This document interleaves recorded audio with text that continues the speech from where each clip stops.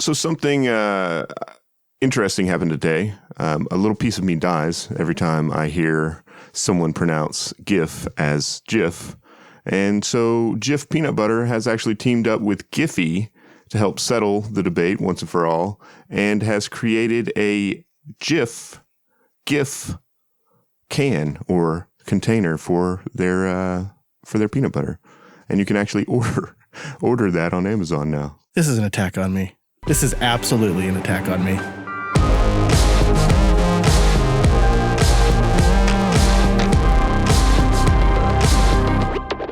Oh, hey, friends. You did it.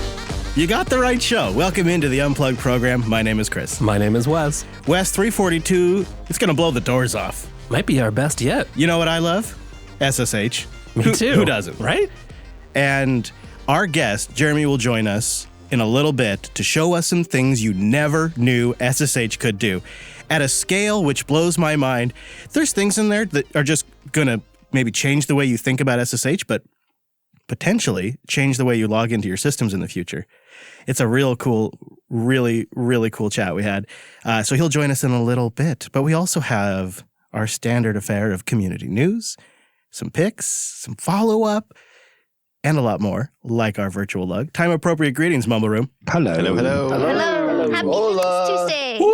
Listen to that. That is a lot of people. That is a great turnout. Wimpy, it's great to see you again. Welcome back to the Unplugged show. Hello again. Hello to everybody. Normally, when we have a great turnout like this, I'd read the names out, but there's so many in there. It's just not possible. So great to see so many of you. I really... Today is one of those days where it's great to have friends, and there is an aspect of lugs that we don't talk about a lot, and sometimes it can be a bit of a support group where it's where everybody knows your name, and it's just what you need, and today is one of those days for me. We'll get into that in a little bit. I have something I need to update everybody on, but in the meantime, you guys are making all the difference for me today. I really appreciate that you're here. So if you'd like to participate in our virtual lug, please do, because it's just getting better and better all the time. We do have the new time, which will throw some people off, but I think it's worth it. What do you say, Wes? Should we start with some great community news? Yeah, we've got a lot to get into. Super excited to get the announcement out for the old Manjaro project. Version 19 of Manjaro is out, and of course, then there's tasty updates to the different desktop environments, as well as, I haven't tried this yet. I was thinking about trying to get the old upgrade in before we started. Of course you were. Still loving it on the ThinkPad, but I just thought, you know what? I got a lot going on today. Today is not that day.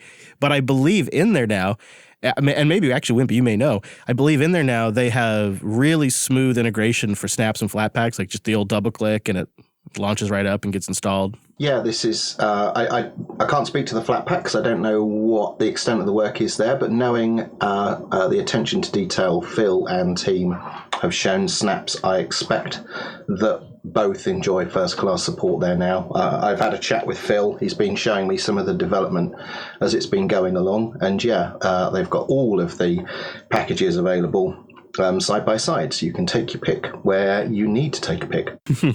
You know what I noticed, Wes? They're using the LTS kernel. That's a good idea. Huh. Wonder why we didn't think of that. There's a good reason for that. I wonder, we actually, Wes and I don't have the LTS kernel installed on our Archbox right now, and we, for the life of us, can't quite remember why, other than we just felt like being dumb. Like, I think we had the conversation, and I think it went something like, screw it, let's see how far we can push this thing. And it's been great for the show. Why do they use the LTS kernel, Whippy? It must be for drivers or something, right? Yeah, I know one of the reasons is the fact that the NVIDIA 390 kernel is not compatible with anything newer than the 5.4 kernel. So I think it's there so that people that have got older generations NVIDIA cards have still got a support route there on an LTS kernel. I think an LTS kernel is a pretty solid idea on a rolling distro. I'm a big fan after last week. All right. Well, there was a story that I think we've all been. I'm wondering if you can guess what it is, Wes. There's a story out there that we have been led to believe we'd have an update that caused inconvenience for a bunch of enthusiastic purchasers, and we now have a resolution and an update. I'm trying to make it cryptic because I don't want to give it away, but Wes Payne, one guess. The Raspberry Pi 4 finally got its USB-C act together. That's right. Woo!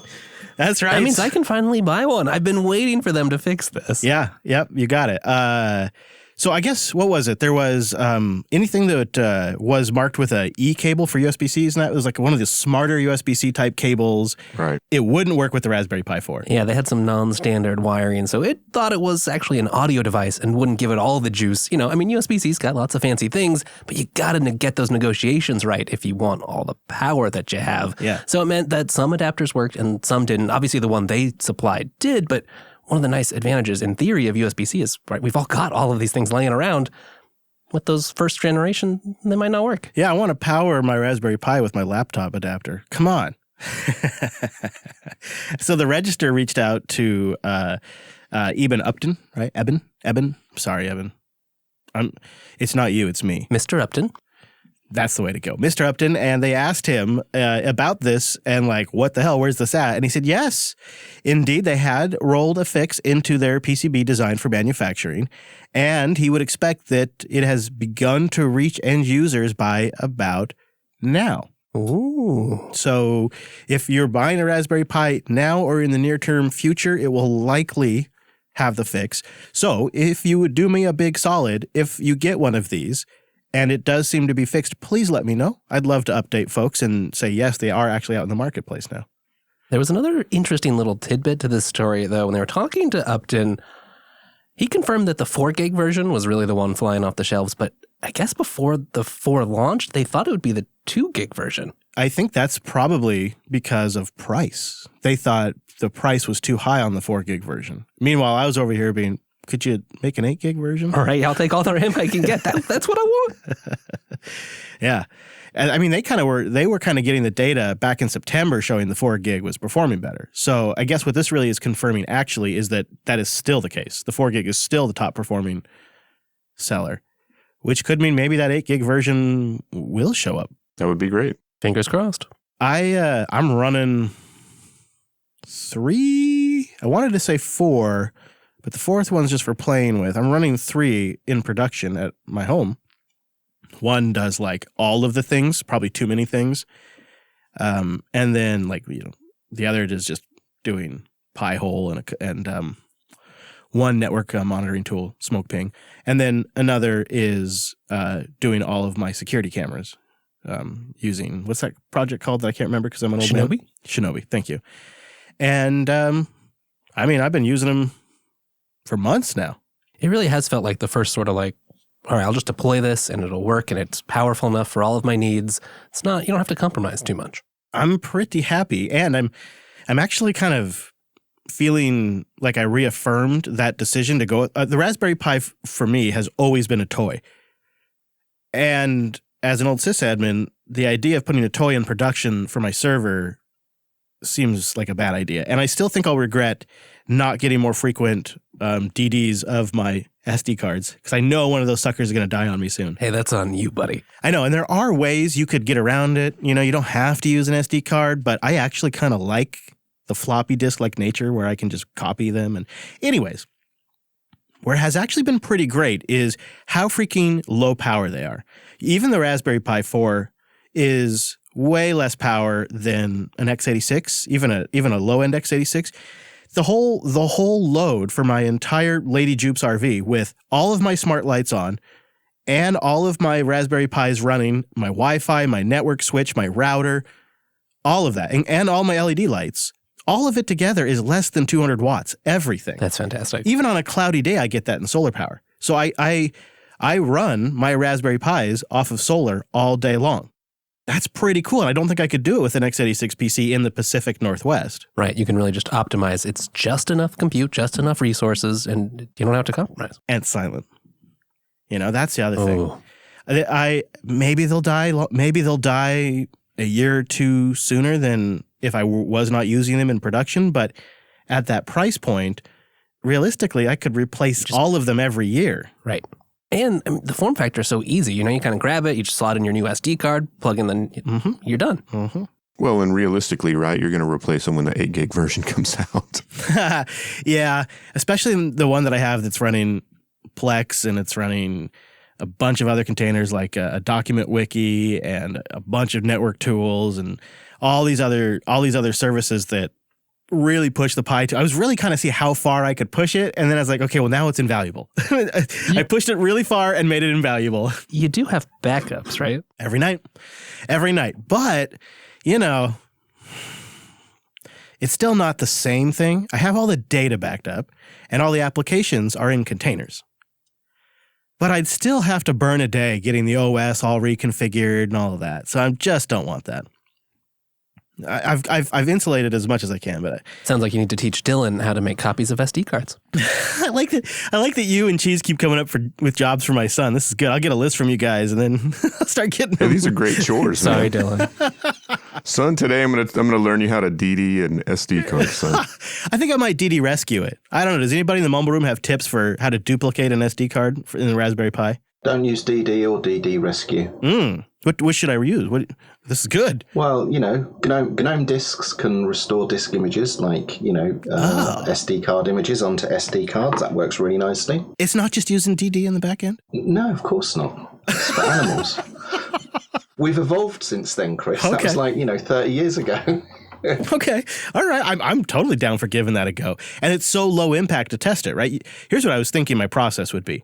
Shut down the Raspberry Pi, pop it out of the Pi, pop the current production SD card in my ThinkPad, image it right off the built-in SD card reader, and then pop a new one in and restore the image to that, put that in the Raspberry Pi, see if it boots. Yeah, sounds good. And GNOME Disks has create a disk image and restore a disk image, so you can do it all with a UI and not run the risk of DDing over something critical. Yeah, but what if he's on Plasma? I'll install GNOME Disk, it sounds like. Hey, I will say GNOME Disk is actually really great. I'm running it on everything, even on Plasma. I've definitely taken a look at GNOME Disk. Is there like a certain point where it's like you got to have at least this version, or has it just been good enough for a long time now? It's been there for as long as I can remember. I mean, I was certainly doing lightning talks about this 4 or 5 years ago. I thought someone was going to say Clonezilla to me. That's what I thought I would get suggested was Clonezilla. But I like this. This is much simpler. Chris, would not a good alternative to avoid the manual intervention here be to simply run some rsync over the network to your backups? I mean, it's not as complete a solution, but it won't take you a day to restore. Yeah, and just rsync the file systems around. Yeah, I wonder, taking the whole theory of the Raspberry Pis are not so expensive that maybe it wouldn't be impossible to buy another $45 Raspberry Pi and have it running as sort of a cold backup that's syncing every day. And then if one dies, I just pull the plug out, plug in the other one. Why do you need to restore data and move data around? Aren't you running everything in containers? Have a Docker Compose file stored somewhere off site, GitHub maybe, and then spin up your containers, plug in your persistent storage, and you're good to go, aren't you? Yes. Mostly the data is solved for. It's really trying to avoid the hassle of spending the afternoon installing Raspbian, getting it updated, getting the Docker repo added, getting Docker installed, getting NetData reinstalled, like avoiding all of that stuff that takes a guy like me an afternoon because, I'm doing 3 other things and it's a Saturday. I want something that's nearly like plug a new SD card in, power it back on, and it's pretty much good to go. Because in theory, the data would be safe because the data is stored on a separate disk. Have you heard of my friend Bash script? He can do a lot of that for you. Yeah, well, that's sort of what Brent was saying is maybe just automate so that it's always synced up. Yeah, I kind of like it. Or Ansible, or there's a lot of ways to solve this particular turkey. Mm-hmm. That is actually part of my problem. I got so many options. I can think of a half a dozen ways to do it, and then the internet could probably think of 100 ways I could do it. You should probably pick the one that will be the best content for the future. That's what I'm going to say. Yeah. So I should say I should wipe all of them and put Arch on there. Well, I mean, I think the latest Manjaro release will be fine. We'll see about that. I actually think if I were to reload them, I'd probably still for today, I'm not sure, stick with Raspbian. With the Raspberry Pi 4, it's been semi-necessary, although I think that's changing. So I may just relook at this in a few months and then redo it then. But I'm not sure. Probably one of these will just fail on you, and then you'll have to figure out how to restore it, and you'll figure it out then. Undoubtedly. That's totally how that's going to go. No problem. Well then, let's do a little housekeeping. There's a few things I'd like to tell you about. Number 1, you have to go check out Brent's recent brunch. He sat down with Heather Ellsworth from Canonical. She's a software engineer on Canonical's Ubuntu desktop team. She's also a GNOME Foundation member, and she has quite a story, including a background in physics at CERN, and just a great conversation overall. It gives you kind of an insight, too, at daily life at Canonical as well. Right. It's fun, Brent. This is one of my favorite brunches so far. Yeah, Heather's awesome. Her chat, we could have chatted for probably 2 hours, but maybe that'll come sometime in the future. But anyway, she's fascinating. She's super awesome. I encourage everybody to check it out. Absolutely. Also, well, okay. So I have a little bad news. We have been trying to get this sorted out for a little while. I was hoping I wouldn't have to come on air and say this, but we will not be attending Scale this year. And it's a little last minute. And the reason why that bothers me is because I know there's already some folks who have made travel plans to come out and see us. You guys are awesome. But the reality is just didn't work out this year. The merger happened just right around the time of Fest season, and budgets are getting finalized, and it just didn't iron out. So we decided to put our efforts and resources into Linux Fest Northwest, which is going forward. It's a shame. You know, we love coming out and seeing you guys. You've heard me talk about how important the in real life connection is a million times on this show. And these are always our chance to actually practice what we preach. So it is unfortunate. Elle will be there. She'll be doing her talk Confessions of a Sysadmin in Ballroom H on Saturday. Definitely don't want to miss that. So she will be there. You can go say hi to her. But your buddies, Chris and Wes, won't be making it this year. And it kills me, actually, to be honest with you. But we will try to make a great Linux Fest happen, and hopefully next year we'll make it work. I apologize that we weren't able to get the news out sooner. We were just trying to make it all work, but it just wasn't really in the cards. Wrong timing this time. Yeah. But it's going to be a great Scale. Oh, yeah. We'll be looking on, and we'll be jealous and watching conference talks when they're available, and hope everyone has a great time. Jill, tell people where they can come find you, because I know you're going to be at Scale, and you've always got so much going on. Yeah, so I will be at the Linux Chicks of Los Angeles booth and running that booth. And I'll also be doing interviews on the floor for Linux Gamecast. And we're also going to go live from Linux Gamecast. Woo. So, and at the Lutris booth. Wow. I'm going to be everywhere. Jill, you are working it this year. That's awesome. Yes. Scale is such a great event. Linux Fest Northwest is our hometown event, but Scale, I think, is one of the best events in the West. Yeah, and I'm going to miss my Jupiter Broadcasting family. Yeah, well, we'll miss you too. Yeah. It's always a good chance to catch up with everybody. That's one of the things we love about it. Yeah. But perhaps next year. So, all right. Well, then, the housekeeping goes on. One other thing I'll mention, go check out Headlines, linuxheadlines.show. We're doing something kind of neat here. We're trying out a new format, a 3-minute podcast.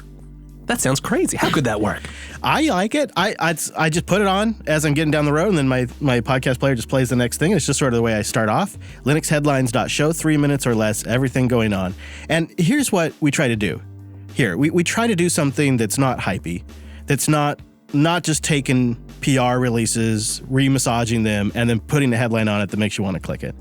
We've got a team of people that are dedicated to trying to get that accurate coverage in there, trying to get it just right. And then sometimes, to our dissatisfaction, we all argue over the details for a while before we publish it to make sure everything's really massaged just right. And it gets reviewed by a team of us before it's published every day. You'd be amazed the amount of work we're putting into a 3-minute show. But I think it's kind of important, especially if you're in the industry. You want to keep aware of what's going on. You want to be current, sort of like due diligence in a sense. But you don't need to commit to 2 hours or an hour long. Just get the headlines every weekday at linuxheadlines.show. And then the stuff that really needs a deeper analysis, further discussion, we'll either do it here or we'll put it on Linux Action News on Sunday. And of course, we've got links to everything so you can find out more. Bob is indeed your uncle on that one, I say. So check that out, linuxheadlines.show. And last but not least, a plug for the old Telegram group, just rocking it out. People are awesome over there. Some super good conversations.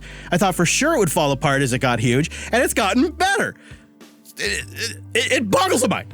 JupiterBroadcasting.com/Telegram. Go get in a 1,500 and stronger group over there that are talking about these shows, Linux, and everything in between. jupiterbroadcasting.com/telegram. Yeah, we actually just crossed 1,600. That's amazing. That's And wow. it's just a nice place to be. Great conversations basically all the time. That is so cool. All the time. Now we have a little bit of a public service announcement that I want to get into on the program. This is something that's going to impact those that are in the makerspace or love to see technology, cutting edge technology, and see where it can go and tinker with it. We cut now live to our reporter on the scene. Alex, I'm hearing that people are getting very upset about new drone changes that are coming to the States. While not strictly Linux, actually a lot of these drones do run Linux. And I was kind of hoping maybe you could update me because I have not properly educated myself. So the thing that I'd like to bring to the audience's attention is something called Remote ID. And Remote ID is effectively an electronic license plate for all model aircraft. It's not just drones. So we're talking about helicopters, planes, anything that flies, essentially, that's an unmanned vehicle, UAV. So on December the 31st of 2019, the FAA published a proposal for what Remote ID is going to look like. And you have 60 days to comment. And that period ends on March the 2nd. Now, what happens after those comments are reviewed is the FAA will publish a final report and the new rules will take effect 60 days after that. So why is it such a big deal? Well, for me, there's several things that are an overreach here. So let me just break a couple of the key things down that kind of rub me up the wrong way. Firstly, I build all my own drones, like racing drones and that kind of stuff. And as it stands, you will not be able to do that anymore because you will need to buy 100% FAA approved components, else you will be restricted to FAA recognized flying sites, otherwise known as FRIAs.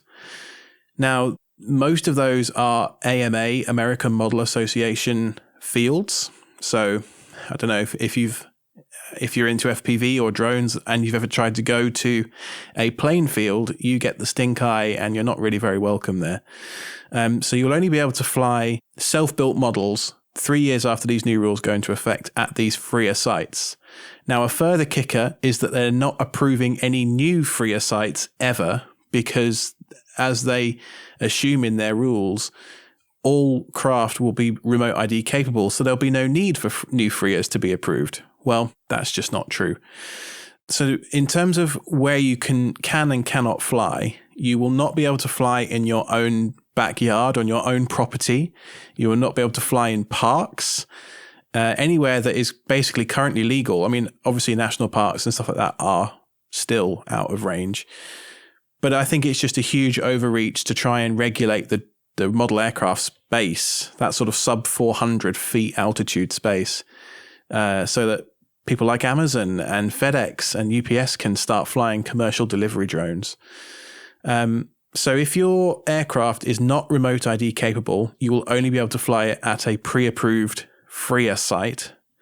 If your aircraft can share location via the internet, so this addresses most DJI type products, you will need to subscribe to a subscription service, which hasn't yet been decided. So let's assume a minimum of $5 a month.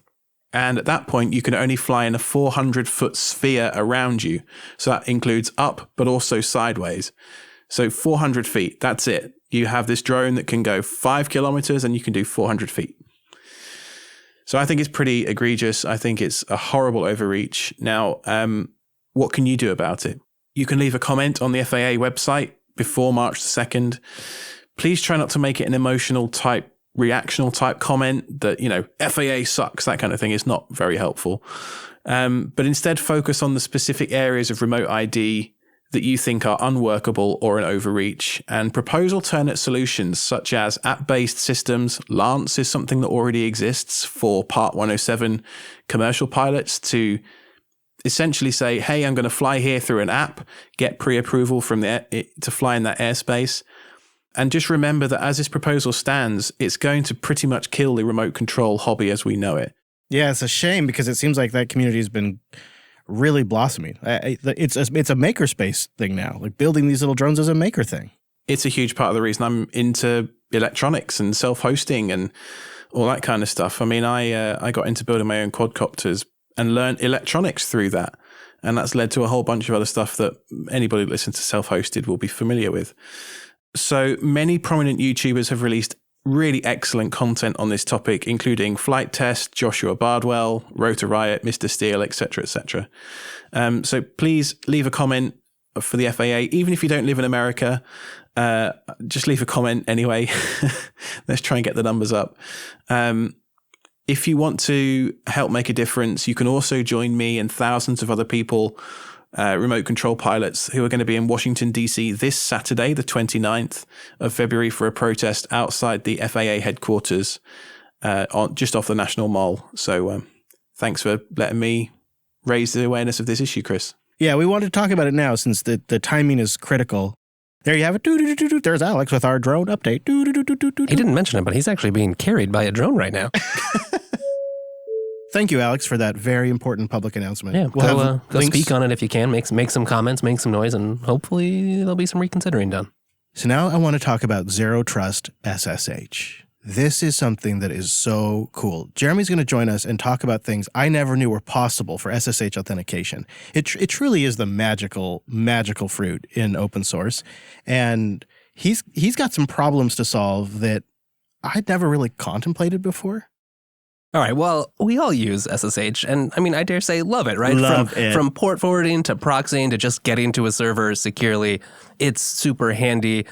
But we don't all use it in the best way. I mean, I'm looking at you, Chris.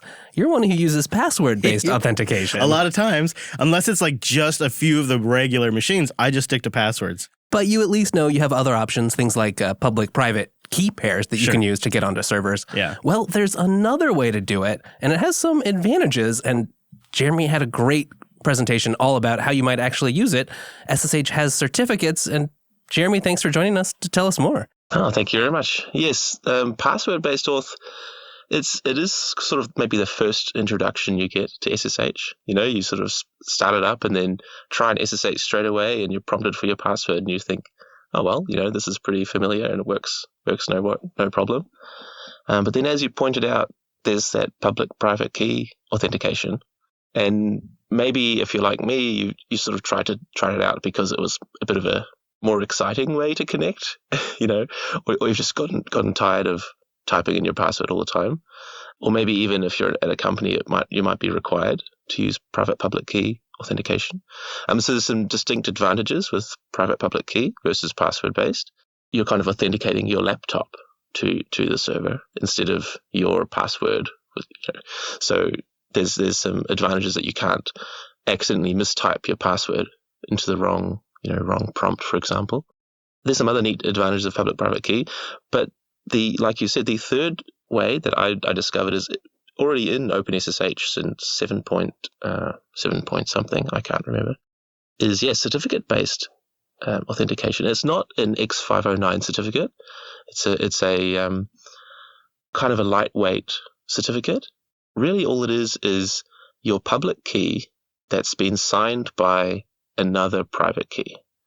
A little bit of metadata like, you know, expiry and username, things like that. But that's all it is, really. So you, instead of having your public key and private key, you have your public key plus that signature and your private key. And you can't have a chain of trust like in a normal X509 certificate, like a TLS certificate. So you can't have like a root authority and then an intermediate and then, you know, things like that. It's just one. You just have one level of delegated trust. That's right. But when you go and SSH to a server, so with public-private key, what you need to do is put your public key on the server. Right. I think we've all been through that, having to share your private key with someone or copy the public key over so that it's there, and maybe you've got a little script to help you with it. Exactly. And maybe you're giving that to your IT team. It's like, oh, here's my public key. Except with the SSH certificate, you never have seen, the host has never seen you before, right? So you try and SSH to it, and as long as your public key has that signature of the trusted certificate authority, then the host will go, oh, great, this is you. This is Jeremy. I'm gonna let you connect. So it kind of switches things up here. If I'm getting this right, you can tell that host to trust anything signed by your certificate authority, and then it doesn't have to have any specific keys added. Anything that's been signed, it'll automatically grant access to. Absolutely. So for an individual, I mean, unless you have hundreds of servers, it might not be so much of an advantage over public-private key itself, because it's not necessarily any more secure cryptographically. Right. It's using the same keys and the same infrastructure. Exactly. Yeah. But when you start having more than one person, or it's like a team to manage keys for, I don't know if you've been through the pain of managing a team of public keys. I've definitely managed a Chef repository to push those. Yeah, exactly. It was not a lot of fun. Well, I mean, even just adding another one. I mean, at my previous company, we used Puppet, and the flow for adding a new user was quite literally, git pull, git commit, add the public key, make a pull request, get someone to review the pull request, then merge the pull request, and then watch the CI server deploy Puppet and wait for an hour. It was a bit involved for just adding a user to the system. It's some time that I just shouldn't have been spending doing anything like that. I should do something else. So I really wanted to automate team management of SSH on hosts. And it doesn't matter where your hosts are. They could be in Amazon, Google Cloud, or Azure kind of thing, or it could just be your own servers in your closet somewhere. But yeah, SSH certificates will really help a team manage their access. Because if you imagine your hosts suddenly don't need to know in advance that your user is going to connect to it, then you can bring up new hosts all the time, but as long as the users can go to that certificate authority, get their SSH certificate signed, and then connect to your host, it'll be smooth sailing. That sounds really nice, honestly. But how do you go about making sure all those certificates get signed? Is that another manual process, or can you automate?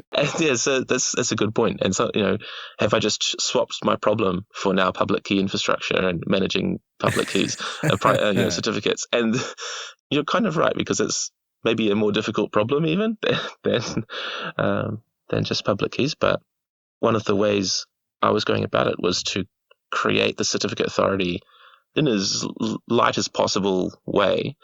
And we happened to use Amazon, so AWS for most of our other things. So I built a certificate authority in the Lambda function. So it's not a new concept, actually. Netflix, I found it first with Netflix. They have a project called Bless, Bastion's Lambda Ephemeral SSH Service. Bit of a mouthful, but they were still using this jump host idea, and it was connecting user SSH to that first jump host in the infrastructure, and then it would go off to the Lambda function, which is really just a bit of code running somewhere in Amazon. Who knows where? Could be on their vacuum cleaner. I don't know. So you run your Lambda function, and then it will sign your certificate for you, sign your public key. Sure. So you send a public key, it'll sign it and send you back the signed key. That's correct.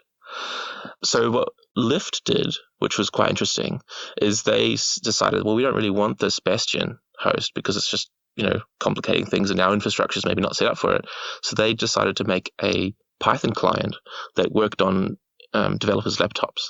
So every developer's laptop itself could go and sign its public key, and it would invoke that Lambda function itself. And they had a really clever KMS auth thing to sort of prove your identity to the Lambda, to say, yes, I need my certificate signed. And remember, all the Lambda's doing is just takes your public key, it's got a private key pair, public key pair, and it just signs your public key. It needs to know what username to put into that certificate. So it kind of needs to know your identity. It needs to know your identity, a good sense of your identity. Because if I could get my certificate signed with someone else's username, then I'd be able to connect as them. Right. You've still got this trust layer you need to take care of. Exactly.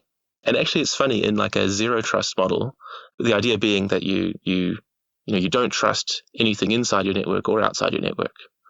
So kind of each piece should be on its own. You don't have like this firewall, and everything beyond this firewall is this wonderful garden. The funny thing is, zero trust is almost like more trust, right? Because you're adding all these extra layers of. Right, now you're authenticating everywhere. Exactly. So one thing I tried to do, and with the Lambda that I wrote, was to use OpenID Connect to authenticate to the Lambda. So you kind of like sign in with Google to get yourself that certificate. It just creates that identity token which is this bit of signed JSON JWT by Google, and you can pass that over to your Lambda, and it can verify, yes, your email address is correct, and it can put your email as your username, for example. So then in this mode, onboarding, I'm thinking, here at Jupiter Broadcasting, we've got some G Suite going on, right? So I could configure a new user there, which I'd probably have to do anyway. Right. And then if it was all set up correctly, they could just have access to servers. That's the dream. That a new engineer starts, and they have their laptop, and they already have the access that they need without you having to do anything other than put them in the correct groups in your directory, right? Right. This is kind of a solved problem if you think, Active Directory, LDAP, there's all these, that's all existing. But what I'm seeing is a lot of companies moving away from having, those traditional directories and going just cloud native services. So you might just have G Suite, for example.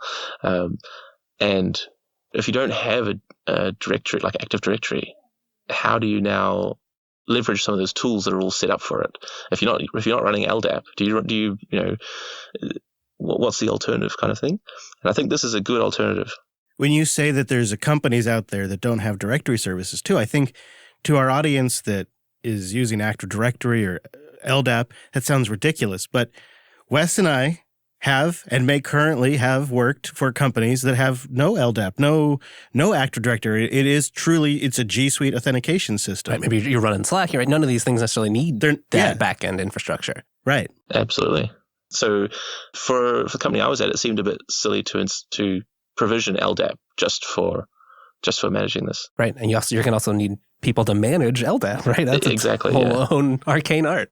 So help me understand how Shrimp plays into this, because I loved that you got a name for a component of Shrimp during the talk too. That was a great moment of your talk. Oh yes. Well, I was going through why I named it Shrimp, and so Shrimp has shells, right? Shrimp have shells, and got a great yes, groan from right. the audience for that one.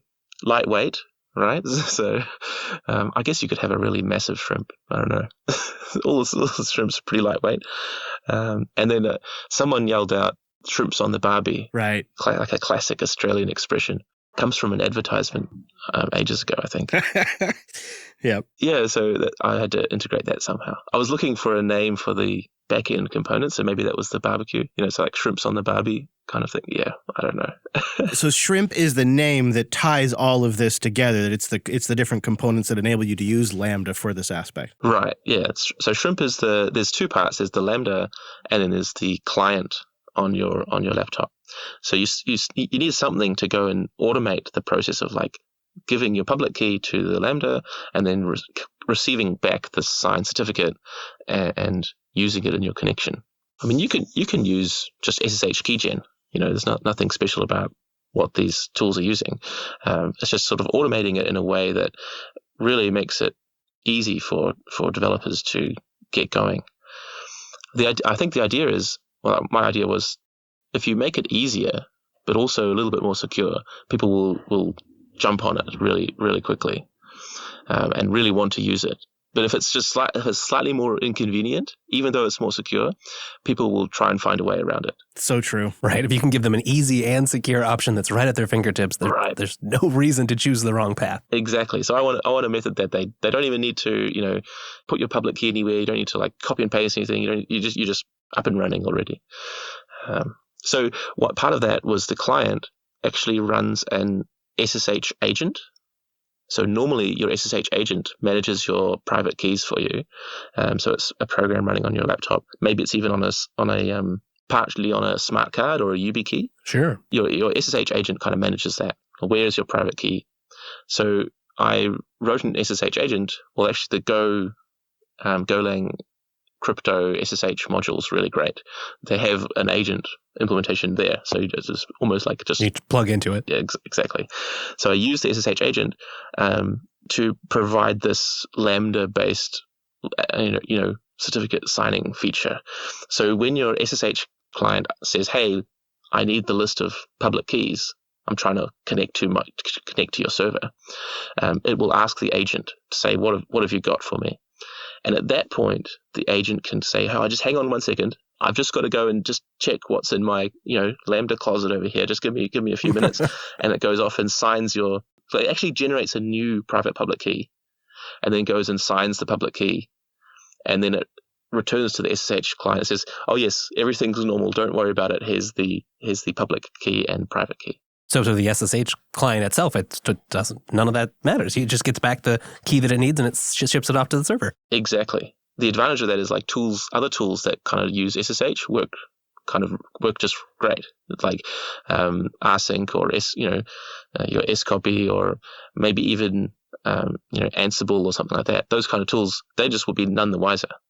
Some other ways of doing this kind of rely you on wrapping the SSH command. So if you wrap it in another command, but that almost breaks that flow. So you can't really use those other downstream tools that are using SSH underneath. Well, Jeremy, thank you for joining us.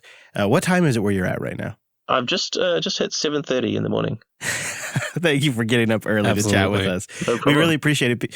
And we will link to the talk. Anything else you think we ought to link to? Obviously, we'll link to Shrimp. Any other suggestions? So that Shrimp repository, I've got the Git repo for that.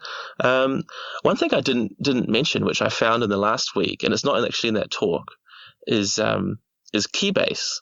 Have you guys heard of Keybase? Yeah. Yeah, absolutely. Keybase.io/Chris Lass. Right. Okay. Well, you're going to have a new follower very soon. Keybase, there's a blog post where they've implemented their own SSH certificate authority on top of Keybase. Oh, neat. And it's the most bizarre chat ops use case I've seen, where essentially, because there's no secrets being exchanged when you sign these certificates, right? You just give you're giving your public key, and then the server, your certificate authority is signing it. That bit's done in private. Right. But then it gives you back your certificate, which is also a public thing. Right. There's no secret exchange between the machines. Exactly. And it can do it over the Keybase chat. And it uses the Keybase API to do it for you. So it runs on your computer. It uses your Keybase, if you're signed into Keybase. And then you have a chatbot on the other end, also listening on that same channel. And when it says, hey, I want to sign my public key, it goes, okay, what's your username? And because Keybase has such a strong sense of identity, it knows, oh, yes, it's the right Chris. I mean, I haven't reviewed their source code, but if it's true that they claim end-to-end encrypted and the way that they've implemented it, it will be very, very difficult to impersonate your chat message. So it really is coming from your laptop that it should be your request for a public key. And then the chatbot just signs it, and then here you go, here's your public key, which is kind of cool because the SSH certificate authority doesn't need to be publicly listening on the internet.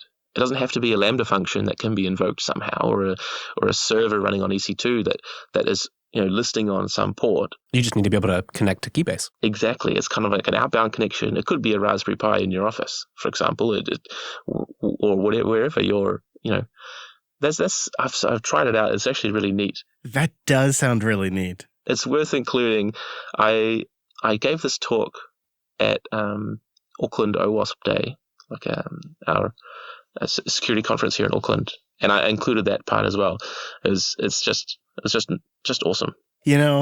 I love all of the ways you can use SSH. It's just been proven such a flexible tool to build on, I guess. No kidding. Couldn't have said it better myself. Jeremy, thank you so much for joining us and going through some of this. I really enjoyed it. My pleasure. Thanks for having me. It was great that Jeremy was able to join us and talk about that, but it's really still worth watching his whole talk because we've only scratched the surface. One thing we didn't get into but is really neat about these certificate-based solutions is you can set the expiry time really low. So for Netflix as an example, they just sign their certs for 2 minutes, just long enough to let you SSH to whatever box you're actually trying to get to, but then you can never use it again. Whoa, a 2-minute SSH cert, that's it. So when they issue the certificate, they just can set a tiny expiration window? Yeah, and you can do other things like limit where that's coming from to particular hosts or IP ranges, say. All of these just go so much in the other, more secure direction from adding a key to a server and then never touching it again. But you'll want to check out other stuff. There's lots of neat ways to actually make this work at scale. We'll have links to all the tools, including Jeremy's excellent shrimp tool. Such a great name. It was nice for Jeremy to join us because he was in New Zealand, right? Yeah. One other thing I loved about his talk is it was actually contained inside of an SSH certificate. He wrote a Python script to display the talk. Yeah. And then you can with the certificates, you can use the force command option to basically, like, when you SSH to the server, it runs that command. And then the command ran his Python script, which then started up and displayed his presentation in the terminal. It's fantastic. I am both like intrigued and a little perplexed by the idea of using Keybase chat, but I could see some advantages, especially in certain networking conditions. Keybase is something we should probably talk more about. Remember how SSH can do all these crazy things? I mean, I just kind of use it the most basic way possible. I feel fancy when I do X11 forwarding or copy a file. Look at me, I'm fancy. That's pretty great. We will have links to all of that as always. But before we go into the picks, I thought maybe we could do a little follow-up on the old Arch upgrade we did last week, which did not go so well during the show. No, it did not. We got a new kernel, which, wasn't yet supported by the ZFS on Linux project, so that didn't work. Pause there. Here's a great example of when you are kind of rolling the dice with Arch on a server, because there is no central control making sure that you don't release a kernel that is incompatible with the version of ZFS you're shipping. In a traditional distribution targeted specifically at the enterprise, those are the very kinds of things that they work out and prevent hitting you in an update. Now, we know that going in. We were just kind of playing fast and loose. And there is a side repo, like the Arch CFS repository, which has kernels and those things a little more in sync. We're not using that. This is just the stock kernel at the moment. At the moment. You did try the LTS kernel for a bit, but it had issues as well, right? Yeah, there was some bug going on. It looked like that was going to be resolved more quickly than the GPL symbol issues that seem to be lurking for kernel 5.5. So the old snapshot and rollback system worked mostly smoothly, except for you had to go remove a particular folder or file somewhere, right? Yes. So when we didn't have support for ZFS, that didn't get mounted. We are integrating Docker on that host with ZFS, so it wants to go talk to ZFS, doesn't find it, but does end up making a folder under varlib docker that when you restore ZFS support means ZFS won't mount cleanly. Right, because now all of a sudden something exists there. Just had to go clear that out, reboot, everything came back. So to be clear, we were using essentially Btrfs snapshots to restore the system back. Yep. And then we have ZFS snapshots for the data. Exactly. But our particular issue is that the ZFS array would not mount after the kernel upgrade. And then even after we rolled back, it still failed to mount because it had created that directory. But nice fixing. I mean, you had it all fixed within a few minutes. Yeah, it wasn't a big deal. And there's a lot of options that we could do. I'm sure that the latest kernel will get support before too long, so you can also do upgrades where you just leave the kernel out of upgrading, right? I mean, that's a fine kernel. Install it with the LTS kernel. Or get an LTS kernel that is probably the better idea. Yeah, this is legitimately why we're doing this, is so you don't have to. If you ever wondered what it's like, our philosophy here is Arch with belts and suspenders and everything backed up, containerized or VM'd, nothing actually running for the most part on the Arch host box. That's the theory, and I think we kind of proved it out with these rollbacks. This issue here with that directory getting created only happened because we tried to bring the system all the way back up without the right ZFS module. Right.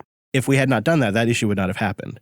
The rollbacks worked for the most part with that one exception. Yeah. And if I just remembered to delete that file before rebooting, it would have been. So potentially if this ever were to happen again, that rollback process you went through would be 100% effective. Mm-hmm. So how long in total would you say, now that you've done it, if you ever had to do it again, would it take you? 5 minutes. That's not bad. And I mean, you could have also... a reboot in there as well, right? And a reboot, yeah. So that varies depending on, your slow server like ours. Yeah. We could have also just downgraded the kernel, from the package cache as well, but it was more fun to use Snapper. Cubicle Nate wants me to just switch it over to SUSE. Yeah, one day we might try that. You never know. Yeah, that might be next in the old server reboot queue. See, what I'm concerned about is we'll be all like, hey, let's try out 2004 Ubuntu LTS. We'll put it on there. and then we'll have no reason to remove it, so we'll never try anything else again. Well, I was just thinking that with Arch, and okay, yeah, so we did have to futz around a little bit. That did take a little time to go investigate, and you know, here I am on the ZFS on Linux GitHub looking at issues. But it also means I don't have to reinstall. There's no next Fedora that's coming out, or even a next LTS release. Like, that's just work I'm never going to do. Right. I mean, probably not, because so maybe you diffuse that work throughout the lifetime of the box instead of sort of bundling it all up at once. That's the theory. Although you still have updates on all systems. They're not all just as crazy and wild. That's right. We've got not one, but 2 app picks this week, and one is a collaborative ASCII canvas. What? Yeah, I mean, haven't you ever just wanted to hang out with your buddies and do some collaborative ASCII? Because that's what it's all about. Most days. Yeah, I mean, that's what, like every Thursday? Yeah, I mean, it's not collaborative ANSI, but, you know, it's ASCII will work for a time being. Or say you're SSHing around with your 2-minute Netflix keys and you want to get with your buds at Netflix for 2 minutes and jump onto the server and collaborate on some ASCII. SSHing around is one do. Yeah, SSHing around. That's what we do. I think we could do show notes in here. We'll just have to change our format a little bit. Go to 2 columns. So Makes sense. Kolaski, I guess that's how you pronounce it. Is a pretty neat little app that allow you to collaboratively draw on an ASCII canvas together. Because why not? It's great. It's great fun. That's pretty good. But I'm trying to live the Ncurses lifestyle, Cheese. So what do you got for me if I just want to go Ncurses all the time?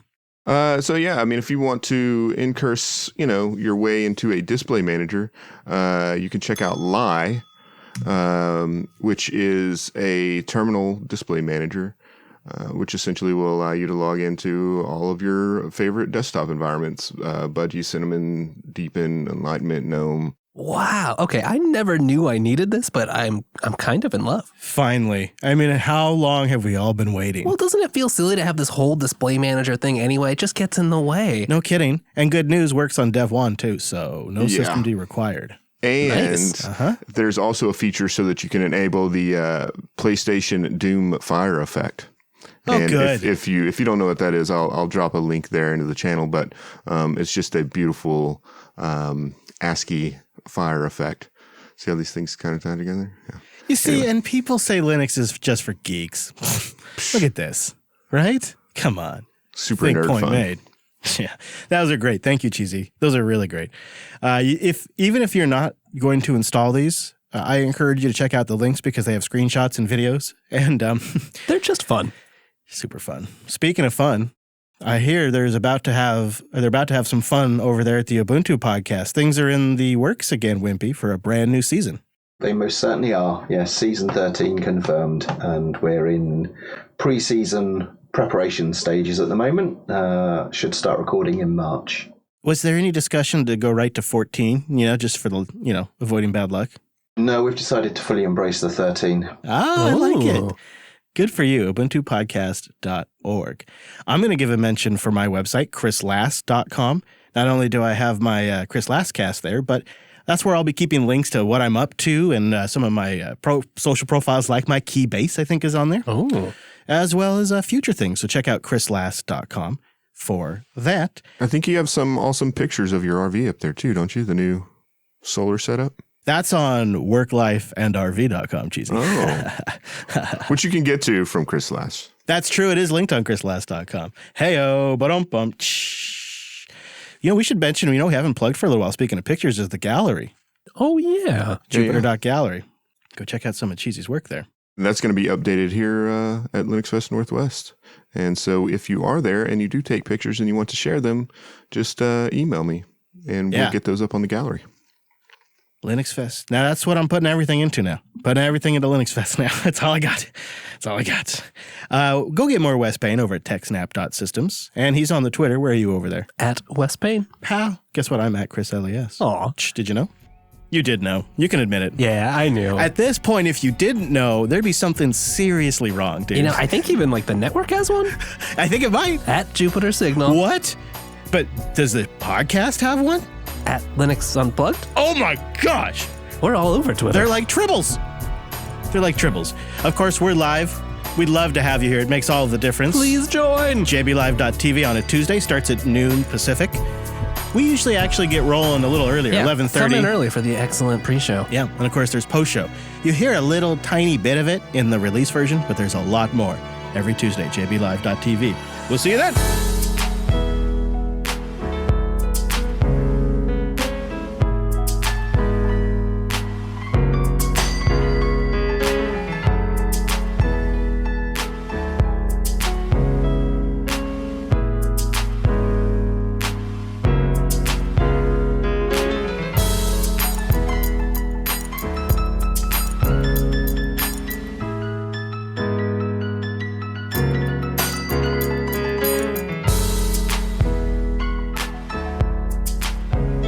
Tuesday Unplugged program.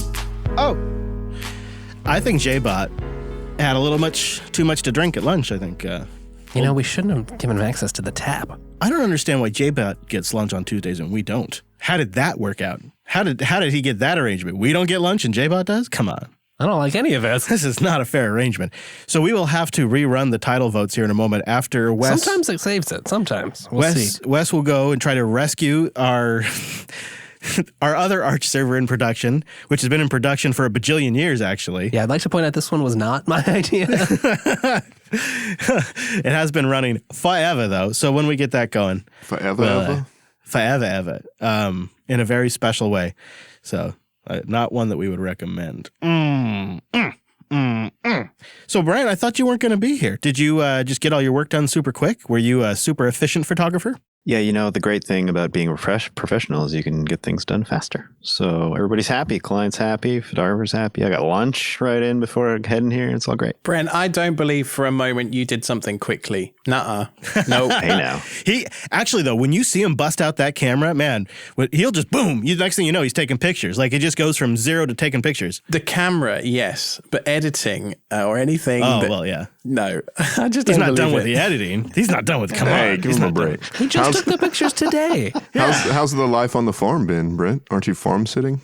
Oh, man, yeah. I got to farm sit the last few days for good friends of mine who have farm about maybe like 45 minutes from here. And I've worked on their farm a few times. What? Well, hold on. We got a Chris Lastcast about this. This sounds castable, my friend. Did you take care of the animals? Yeah, so it's still, the deep of winter here. So they only have like laying hens and their 2 dogs. How big's the farm? Oh, so they do mostly vegetables. So I think they're farming like 2 acres of like basically a huge collection of vegetables. I'd love to. Okay, all right. Don't tell me too much. Don't tell me too much. I think this is. Keep it for the Chris Last. I think this is castable. I have a family farm on my mom's side up in Canada. Oh. What? Yeah. How do I not know this? Yeah, well, we got something to cast about, my friend. Secret farms. Uh-huh. I get like a mental image that Brent's just like out in the field picking carrots and stuff, like just having a snack. That's what I did last time I was there. There's a version of me that just nopes out of the internet, and I'm just like, I'm out, and I just go to the farm, and I spend the rest of my life on the farm. And I think it sounds wonderful. Chris, I was actually, while I was there, I was trying to disconnect a little bit to use it as a means of just having a bit of a quieter, 24 hours. And I was thinking back to the Linux Unplugged episodes where we were talking about some strategies to kind of deal with burnout and stuff like that. And I was thinking, something I try to do often is have these little like 24, 48-hour little retreats. And you don't have to go very far. You just have to go somewhere all right, a little hold bit on. different. I got a response. We can't talk about this. We got to save it. Write that down. You're getting too deep, boys. You have the notebook. You write it down. I didn't bring it in here with me today. That's something we should touch on too. I know. Well, I have my backup notebook. I do have a backup whole podcast about keeping notes in notebook. I got a backup notebook. Right. It's just not my notebook, so I'm not as inclined to want to write in it. You know what I mean? Like I've got an attachment to my notebook. I'll also point out the 6 computers that are around. I'm no longer writing on computers anymore, Wes. So actually, I have specific note insights I'd like to share too. Are you also hanging your clothes up on the clothesline, just sort of becoming Brent? I wish. If I tell you what, I'd consider it. If I could make this mate jacket last another few years, I think I'd do it. I'm still Wimpy. Oh my God! What are the chances the day you show up, I'm wearing the mate jacket? I think you might have summoned him. I think I did. Well, there you go. Yeah, I think that's how it works. That is so funny. Yeah, I just started wearing it, and oh wow, that's a weird coincidence. You're gonna have to start wearing it every Tuesday. I got mine the same time I sent yours over, and it's still Yeah. Still in regular use. Yep. It's just the perfect temperature this time of year right now for it. It's not too much. It's not too little. And it accommodates my ever expanding sizes, because I seem to just fluctuate in size all the time now, and it sticks with me. I appreciate that too.